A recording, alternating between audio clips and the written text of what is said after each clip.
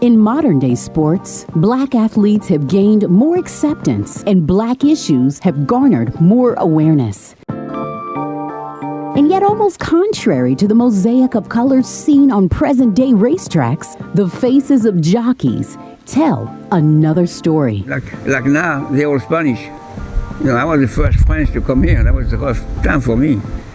But, a host of international athletes, such as Triple Crown winner and Kentucky resident Jean Cruguet, have come to play important roles in racing. At the finish, it's going to be Seattle's learning. I was the only first one to come here. I was not very welcome, But when fans assemble in Louisville for the Kentucky Derby, they will witness a phenomenon somewhat unusual for today's American sporting events.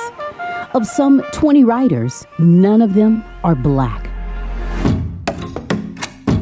Yet, at the turn of the 19th century, in the very first Kentucky Derby, 1875, 13 of the 15 jockeys were African American, including the winner, Oliver Lewis.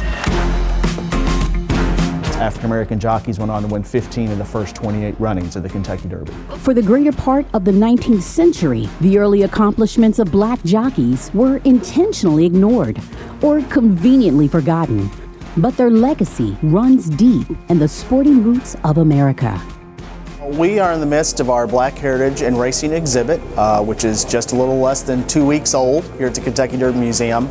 This is the largest this exhibition's ever been, so that allows us to display more items, share more stories from those in the racing industry, those from cultural heritage organizations. Calvin and I are coming from a family of long equestrians, founding the Project to Preserve African American Turf History. Most people in the community know us as PPATH, as they call it, to commemorate this forgotten past. My favorite part of the exhibit, to talk with folks that have been in the industry, to hear their stories. Countless stories that illustrate the prominence of black jockeys at the turn of the 19th century. Monumental, but often ignored. So I think that was really our first mission, to really get out and educate folks about this wonderful history.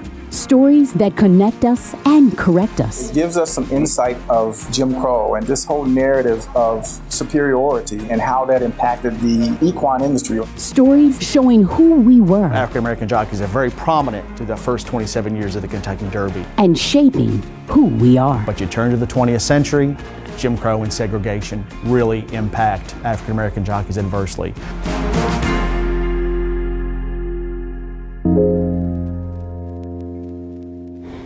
The rich tradition of black excellence in the early derbies was later lost due to a rising tide of institutional racism.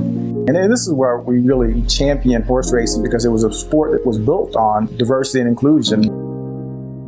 The same discrimination they were facing in everyday life, they were also facing on the racetrack. And confronted with the ideology that's tearing not only a nation apart, but it also rips an industry apart. Reaction to black achievement in the racing industry by white Americans existed on a continuum, ranging from violent aggression to silent indifference. You see racing governing bodies, they really stop licensing African American jockeys on a regular basis, so that impacts them. And also there's physical intimidation on the racetrack as well in the early 20th century. With intensified competition for mounts, violence on the tracks against black jockeys by white jockeys prevailed without recourse. Jimmy Winkfield, the most recent African-American jockey to win the Kentucky Derby in 1902. When he was racing, his white counterparts would actually ride him against the rail. I was not black, but him, he got a rough time. He got ruled off a few times. I got ruled off too. So African-American jockeys, their white counterparts, engage in rough riding tactics that could hurt him, hurt the horse. So trainers and owners are more reluctant to ride African-American jockeys. He survived that, and he become, top jockey. At that time, very few could do that. You gotta give him credit for that. He was supposed to be a rough rider, and I was a rough rider. I was not Mr. Nice Guy, and the way he talked, he was not Mr. Nice Guy either. He got smart. He fell in France.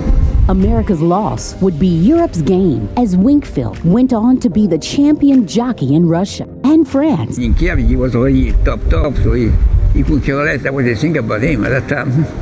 Winkfield retired from riding in 1930 with approximately 2,300 wins in a career spanning 2 continents. Just watching the reactions of when they come in, they see these large structures we've built that have images of some of these horsemen that are really just larger than life, and that was by design. So we really chose that symbolically to really have those people be portrayed as larger than life because we feel they are.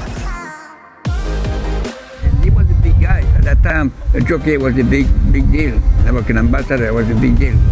Not too many people know him, which is a shame. Because he was, then he was, to me, he was like an idol, Jimmy Winkfield, just one of the Black Americans who rose to the status of living legend. One of a kind. He was pretty smart, for a jockey.